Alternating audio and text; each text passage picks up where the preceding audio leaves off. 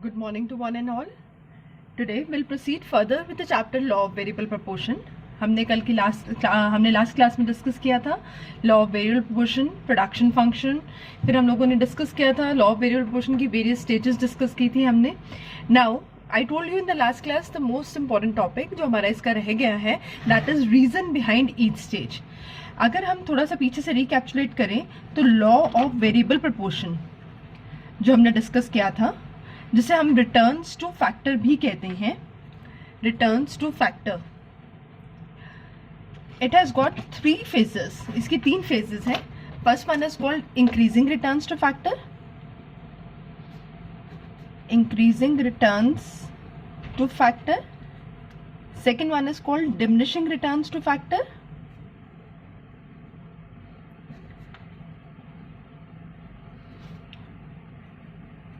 And third one is called negative returns to factor.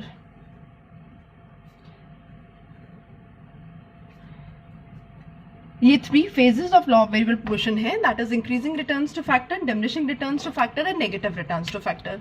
In today's video, we people are going to discuss the reason behind each stage. When we say there is increasing returns to factor, that means increasing returns to factor when more and more units of variable factor combines with the fixed factor, TP increases at increasing rate and MP also increases. This is termed as increasing returns to factor. What are the reasons why this stage operates? This we are going to discuss in today's video. Now, increasing returns to factor, beta, we know factors are being classified into 2 parts, fixed factors and variable factors. हम factors को 2 parts में classify करते हैं. One is FF, that is fixed factor, and one is called VF, that is variable factor. Fixed factor remains constant and variable factor is increased in comparison to fixed factor. Now, अगर fixed factor land है और variable factor labor है, जो हमने last schedule में discuss किया था, then more and more units of labor work on the land. Initially, land was underutilized because a single person was working. As more and more labor is made to work on the land, the proper utilization of land takes place and the efficiency of labor also increases. Why it increases? When a single person is single-handedly made to do all the work, that means he need to do everything related to land, that is sowing, tilling, harvesting, everything. He cannot be best in everything. So when 1 to 2 person increases from 1 to 2 and 2 to 3, then there is a division of work and specialization, due to which efficiency of variable factor, that is labor, increases and fixed factor gets properly utilized. Proper utilization of fixed factor takes place because single person was not able to work on the whole of the land, due to which land's productivity was low. जैसे हमने land पे labor को increase किया, labor बढ़ाने से land properly utilize होना शुरू हुआ, जिससे land से productivity बढ़ी. labor की division of work की वजह से, specialization की वजह से efficiency बढ़ी और land की productivity बढ़ी, because land पे more and more people are made to work, due to which there is proper utilization of land. So 2 main reasons, that is proper utilization of fixed factor, that is land, and second one is increase in efficiency of variable factor, that is labor.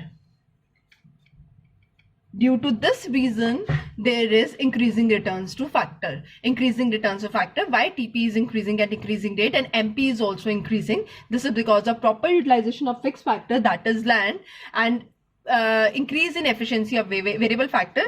इसको इस short में जो हमने 2 points को लेना है, because of division of work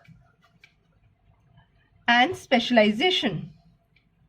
Because of division of work and specialization, there is increase in efficiency of variable factor.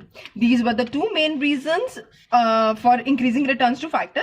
One more point that we can add in this is there is proper coordination between fixed factor and variable factor, that also leads to increase in returns to factor. That means there is proper coordination between fixed factor and variable factor.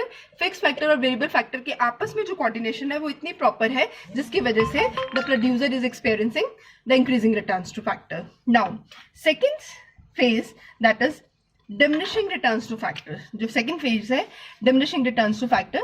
अगर हम definition के part पे जाएंगे, what is diminishing returns to factor? Diminishing returns to factor means when more and more units of variable factor combines with the fixed factor. When more and more units of variable factor combines with the fixed factor, TP increases at diminishing rate and MP falls. TP increases at diminishing rate and MP falls. TP finally becomes maximum and constant, and MP becomes zero. This phase is termed as diminishing returns to factor. This particular phase is termed as diminishing returns to factor. When TP increases at diminishing rate, becomes maximum and constant, MP falls and becomes zero. अगर schedule देखें तो हमने last class में ये schedule discuss किया था. ये 12, 14, 15, 15 और MP that is 3, 2, 1, 0. This particular phase is called as diminishing returns to factor, and this phase occurs because of reasons behind this phase that we are going to discuss it of. Why this TP increases at diminishing rate? जब first phase में TP was increasing at increasing rate and MP was also increasing, why in second stage TP increases at diminishing rate and MP starts falling? These are the reason behind diminishing returns. Now, what are the possible reasons? But the first one is fixed factor is optimum utilized or fuller utilization of FF, that is fixed factor, fuller utilization of fixed factor. Now, when on a piece of land that is fixed factor, producer keep applying more of the labor, then their stage comes when fixed factor gets optimally utilized. That means maximum efficiency that can be, maximum productivity that can be taken from the land is already we have achieved. That means TP gets maximum because जितना land दे सकती है maximum, जितनी productivity land दे सकती है वो already वो आ चुका है stage कि इतनी labor लगाने से जितनी productivity land से maximum निकल सकती है. Land is not कि इसके ऊपर land fixed factor है, labor इसका substitute नहीं है कि आप land बढ़ा नहीं रहे हैं, लेबर बढ़ाते जाएंगे तो लैंड की प्रोडक्टिविटी बढ़ती जाएगी. एक स्टेज ऐसा आएगा कि लैंड पे और लेबर लगाने से लैंड की प्रोडक्टिविटी इंक्रीज नहीं करेगी, बिकॉज लैंड जितनी प्रोडक्टिविटी दे सकती है वो ऑलरेडी दे चुकी है. इसके बाद और लेबर लगाने से भी प्रोडक्टिविटी ऑफ लैंड जो है वो इंक्रीज नहीं करेगी, because land already optimum level पे आ चुकी है, ऑप्टिमम यूटिलाइजेशन हो चुका है. जितना मैक्सिमम आप लैंड से निकाल सकते हैं इन टर्म्स ऑफ प्रोडक्टिविटी वो ऑलरेडी निकाल लिया है. अब और लेबर लगाने से भी कोई फायदा नहीं होगा, बिकॉज लैंड अपने मैक्सिमम लेवल की प्रोडक्टिविटी पे पहुंच चुकी है. Now fix factor is optimally utilize and factors are, second reason can be factors are imperfect substitutes. That means आप लैंड तो बढ़ा नहीं रहे हैं, लैंड और लेबर आपस में परफेक्ट सब्स्टिट्यूट्स नहीं है. They are not perfect substitutes, they are not perfect substitutes. तो अगर आप लैंड पे और लेबर लगाते हैं तब भी लैंड की प्रोडक्टिविटी नहीं बढ़ेगी, क्योंकि लैंड की जगह लेबर को हम सब्स्टिट्यूट में नहीं डाल सकते हैं. जहां पे प्रोडक्टिविटी इंक्रीज करने के लिए लैंड बढ़ाने की जरूरत है, आपको लैंड ही बढ़ानी पड़ेगी. इंक्रीज इन लेबर से लैंड की प्रोडक्टिविटी इंक्रीज नहीं कर पाएगी. So land and labour are imperfect substitute to each other and land has already reach its maximum level of productivity. Land जितनी प्रोडक्टिविटी मैक्सिमम दे सकती है उस लेवल पे ऑलरेडी पहुंच चुकी है, इसलिए आपके और लेबर लगाने से लैंड की प्रोडक्टिविटी इंक्रीज नहीं हो रही है. अगर हम इसमें शेड्यूल पे वापस जाएं, टीपी ऑलरेडी इसके अपने मैक्सिमम लेवल पे आ चुका है. TP is maximum and constant. अब आप जब लेबर और लगा रहे हैं 6 to 7th यूनिट, तो टीपी जो है वो इंक्रीज नहीं कर रहा, वो मैक्सिमम कांस्टेंट आ गया. तो अगली लेबर की जो प्रोडक्टिविटी है, 7th यूनिट ऑफ लेबर की जो प्रोडक्टिविटी है that is 0. It has not increase because अब और लेबर लगाने से लैंड ऑलरेडी अपने ऑप्टिमम लेवल की प्रोडक्शन दे चुकी है, तो और लेबर लगाने से उसकी प्रोडक्टिविटी इंक्रीज नहीं कर रही है. सो these are the reasons behind diminishing returns to factor. First one is fixed factor is already optimum utilized, and second, land and labor are not perfect substitute to each other. Land and labour आपस में perfect substitute नहीं है. जहां पे productivity increase करने के लिए land को उठाना पड़ेगा, लैंड बढ़ानी पड़ेगी, वहां पे आप लेबर बढ़ाने से प्रोडक्टिविटी इंक्रीज नहीं कर सकते. Is it clear? Now third stage that is called diminishing returns to factor. Diminishing returns to factor law of variable proportion की थर्ड स्टेज है. इसे we are talking about negative returns to factor, जो third stage है. मैंने दोबारा से second stage का नाम लिख दिया, that is negative returns to factor है third stage. This one that we are going to discuss it of negative returns to factor. Now negative returns to factor, पहले तो ये समझिए नेगेटिव रिटर्न्स टू फैक्टर होता क्या है। उसके पहले हमें एक और चीज ध्यान रखनी है कि कोई भी producer no producer is going to produce in this phase of production. अगर आप सोचेंगे कि producer third phase of law of variable proportion में ऑपरेट करेगा तो वो कभी भी ऑपरेट नहीं करेगा, बिकॉज यहाँ पे टीपी जो है वो डिक्रीज करना शुरू हो गया और एमपी नेगेटिव चला गया है, मार्जिनल प्रोडक्टिविटी जो है वो नेगेटिव चली गई है, इसलिए कोई भी प्रोड्यूसर इस फेज में ऑपरेट नहीं करना चाहेगा। This is the third phase of law of variable proportion after diminishing returns to factor. Her producer diminishing returns to factor के बाद प्रोडक्शन को वहीं पे इस स्टेज में रोक देगा। He will not land to the third stage of production. Now, what is negative returns to factor? Negative returns to factor means when more and more units of variable factor combines with the fixed factor. जब ज्यादा units of variable factor आगे variable factor के साथ combine करेंगे, that is land के साथ, तो TP total production जो है वो decrease करनी शुरू हो जाती है एक stage पे और MP negative हो जाता है। TP maximum और constant already diminishing returns में आ चुकी थी, तो third stage में TP maximum के बाद decrease होना शुरू हो गया और MP negative हो गया। इस stage को हम negative returns to factor कहते हैं। नेगेटिव रिटर्न्स टू फैक्टर इसलिए because TP starts decreasing and MP becomes negative. Now what could be the possible reasons behind diminishing negative returns to factor? I am again using the word diminishing returns. Diminishing returns second phase है। Negative returns to factor के बेटा possible reason अगर हम आगे चलें, जब आपने labour को अब 7th यूनिट के बाद 8th यूनिट तक बढ़ाया as per the last schedule, 7th unit के बाद 8th यूनिट ऑफ लेबर आपने पुट ऑन किया लैंड के ऊपर, तो अब लैंड की ऑप्टिमम यूटिलाइजेशन ऑलरेडी हो जा रही है, तो आपने उसको एक्सप्लॉइट करना शुरू कर दिया। That mean over utilisation. यहाँ था प्रॉपर यूटिलाइजेशन, यहाँ पे ऑप्टिमम के बाद थर्ड स्टेज आती है ओवर यूटिलाइजेशन। आपने लैंड को मोर देन रिक्वायर्ड एक्सप्लॉइट जिसे हम कहते हैं, मोर देन रिक्वायर्ड या एक्सप्लॉइट करना शुरू कर दिया, इसलिए लैंड की प्रोडक्टिविटी इंक्रीज नहीं कर रही है, डिक्रीज कर रही है। तो first reason is over utilisation of land और एक्सप्लॉइटेशन ऑफ लैंड। उसको उसकी लिमिट से ज्यादा आप यूज करने की कोशिश कर रहे हैं। जब भी किसी रिसोर्स को एक्सप्लॉइट करेंगे तो उसकी प्रोडक्टिविटी इंक्रीज नहीं करेगी, डिक्रीज करेगी। दूसरा, जब आप और लेबर लगा रहे हैं, अब लेबर के बढ़ने से प्रोडक्टिविटी इंक्रीज ना करके डिक्रीज क्यों कर रही है? प्रोडक्टिविटी डिक्रीज इसलिए कर रही है, एक तो मैनेजमेंट इश्यूज आ गए हैं, इतनी सारी लेबर को आप मैनेज नहीं कर पा रहे हैं, उनके क्लैशेस, उनके डिस्प्यूट्स, उनकी लंच ब्रेक्स, मैनेजमेंट इश्यूज ये सारे कॉप अप कर गए हैं, ड्यू टू विच उनकी प्रोडक्टिविटी कम होती जा रही है। जब उनके पास लोग कम थे तो बातें कम थी, they were not spending much of the time in gossips and all, but as more and more people are added up to the land, तो इनके आपस में क्लैशेस, आपस में मैनेजमेंट इश्यूज जो हैं वो बढ़ गए हैं, ड्यू टू विच इनकी प्रोडक्टिविटी डिक्रीज हो गई है। मोर ऑफ इट कि लैंड पे ऑलरेडी कैपेसिटी है लोगों को लगाने की, जब लैंड पे आप कैपेसिटी से ज्यादा लोग लगाएंगे तो प्रोडक्टिविटी इंक्रीज नहीं करेगी, डिक्रीज कर जाएगी। क्यों? क्योंकि लैंड पे अब काम करने के लिए लेबर को जगह ही नहीं मिल रही है, उसको अपनी प्रोडक्टिविटी शो करने के लिए प्रॉपर एरिया नहीं मिल रहा है, इसीलिए लैंड की प्रोडक्टिविटी डिक्रीज कर रही है। So these are the possible reasons behind negative returns to factor. One is over utilisation of land and second decrease in efficiency of labour. Rather हम इसके पॉइंट को इसके साथ और एक कोऑर्डिनेट कर सकते हैं, कोरिलेट कर सकते हैं कि तीसरा कुड भी इनकी आपस में जो कोऑर्डिनेशन है वो पुअर हो चुकी है। अब लैंड एंड लेबर, यहाँ पे लैंड एंड लेबर की जो कोऑर्डिनेशन थी वो अच्छी थी, यहाँ जाके वो मैक्सिमम जितनी कोऑर्डिनेशन से प्रोडक्टिविटी दे सकते थे दे दी उन्होंने, यहाँ पे उनकी कोऑर्डिनेशन पुअर हो गई है। ड्यू टू पुअर कोऑर्डिनेशन उनकी प्रोडक्टिविटी जो है वो डिक्रीज कर गई है। Due to poor coordination the productivity of the land has decrease. These are the possible reasons behind negative returns to factor. Negative returns to factor के ये possible reasons हो सकते हैं। Now, these are very important. Sometimes the question is being asked in the format, explain increasing returns to factor and reason behind this stage. Explain diminishing returns to factor and reason behind this stage. And lastly, explain negative returns to factor, reason behind this stage.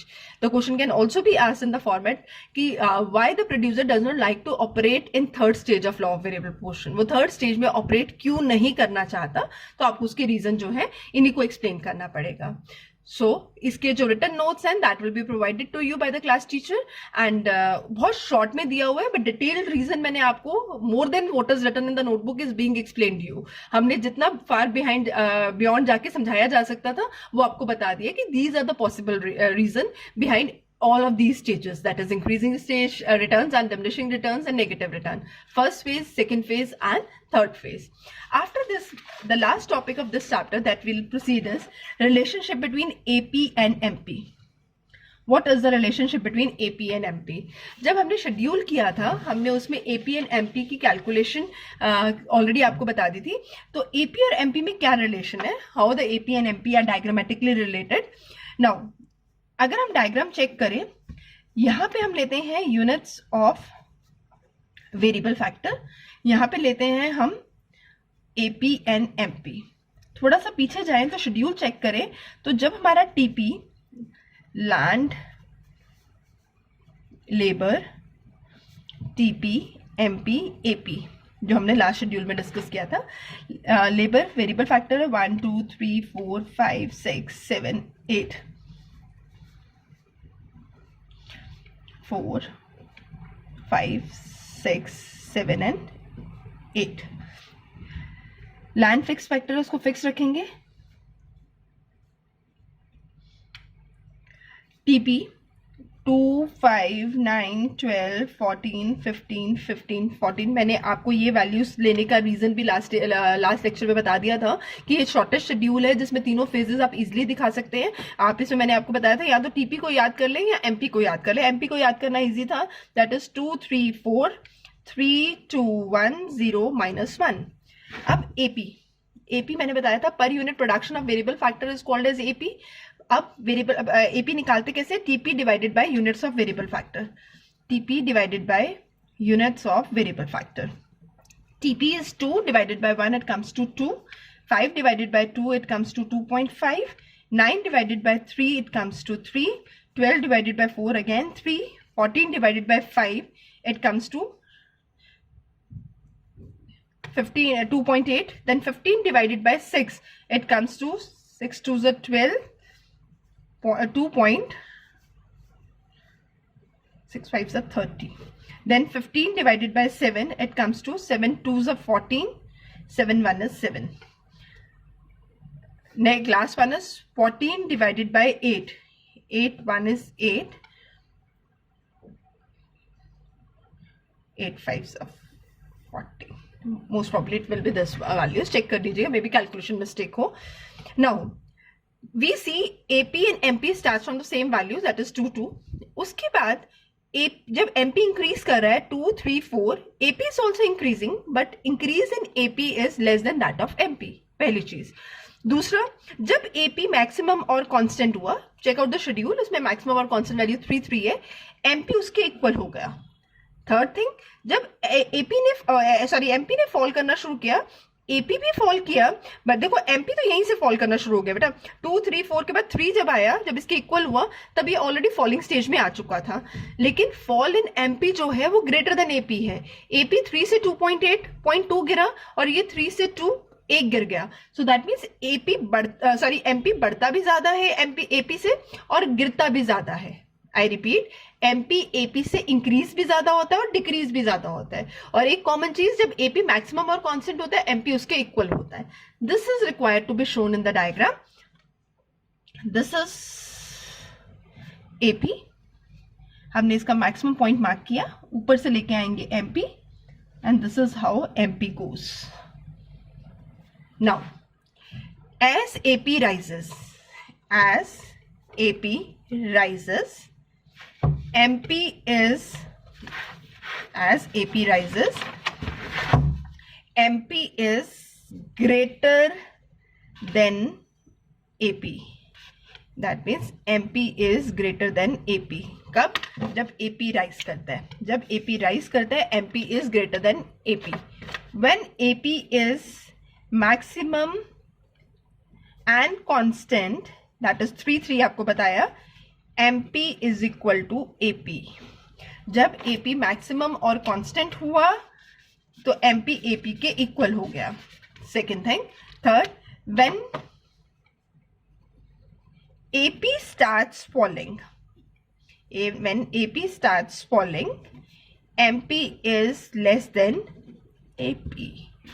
MP जो है AP से कम हो गया. जब AP rise किया, MP AP से ज्यादा था. जब AP is maximum and constant, MP is equal to AP हो गया. जब AP starts falling, MP is less than AP. तो ये तीनों हमने डायग्रामेटिकली दिखा दिए. यहाँ पे अगर इसको लेबल करें, AP is equal to MP, यहाँ पे MP is greater than AP, यहाँ पे AP is greater than MP. ये आपका वेल लेबल्ड डायग्राम हो गया. AP greater than MP, AP equal to MP, MP greater than AP. Done. Now इस diagram में AP और MP को यूनिट्स में लिया है हमने, बिकॉज हमने बताया था कि ये सिर्फ जो है that is technical relationship and not monetary. तो AP MP को यूनिट्स में लिया है. यहाँ पे units of variable factor, because fix factor तो कांस्टेंट है, लैंड तो कांस्टेंट है. जो भी प्रोडक्टिविटी में इंक्रीज डिक्रीज हो रहा है that is because of units of variable factor which is labour. तो ये हमने ऑलरेडी लास्ट क्लास में डिस्कस किया था कि मॉनेटरी क्यों, ये टेक्निकल रिलेशन है, मॉनेटरी नहीं है. ये और चीज़ें हम ऑलरेडी प्रीवियस क्लास में डिस्कस कर चुके हैं. Now very very important question, what is the relationship between AP and MP? Show with the help of diagram. आप ये डायग्राम बनाएंगे. रिलेशनशिप when AP rises, या as long as AP rises, MP is greater than AP. इसे as long as भी कह सकते हैं. When AP is maximum and constant, AP is equal to MP. When AP starts falling, MP is less than AP. MP जो है वो less than AP हो जाता है. एक और चीज, AP is always positive. Schedule check करेंगे तो AP is always positive. MP can be 0, MP can be negative. AP 0 भी नहीं होता और AP नेगेटिव भी नहीं होता. MP 0 भी होता है और MP नेगेटिव भी हो सकता है. This is another point of difference between AP and MP. So with this we come to the end of this chapter. This was the last important question of this chapter. What is the relationship between AP and MP? With the help of schedule ये आपको दिखा दिया, with the help of diagram ये दिखा दिया. इस चीज में, इस डायग्राम में one of the most important thing बेटा that you need to keep up in mind, that is जब MP गिरना शुरू होता है, AP गिर नहीं रहा. MP तो देखो इस पॉइंट से ही गिरना शुरू हो गया, इस पॉइंट के बाद वो गिर रहा है. AP जब MP के इक्वल हुआ, AP उसके बाद गिरता है. ये चीज का ध्यान रखना. This question is asked time and again in MCQs also. So be very much clear कि MP पहले से गिर रहा है, लेकिन AP will start falling only when या तो MP उससे नीचे हो जाए, MP उससे कम हो जाए, या after reaching the stage of AP is equal to MP, AP will start falling. So this can be twisted and asked in MCQ. This can be asked in form of short question. So be very clear. अगर diagram बनाना आ गया तो definitely relation आराम से याद हो जाएगा. This is the diagram for relationship between AP and MP, and this is the relation. 3 points लिखने के 3 नंबर मिलेंगे. With this we come to end of this chapter. MCQs related to this chapter will be discussed in the class. Kindly go through them. Thank you.